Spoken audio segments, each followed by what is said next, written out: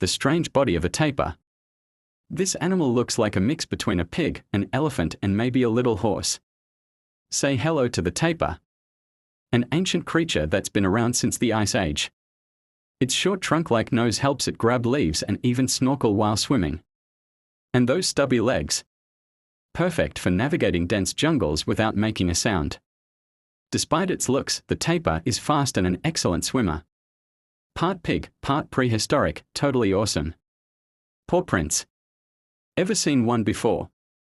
Thumbs up, sign like, speech balloon comment, and bell subscribe for more amazing animal facts.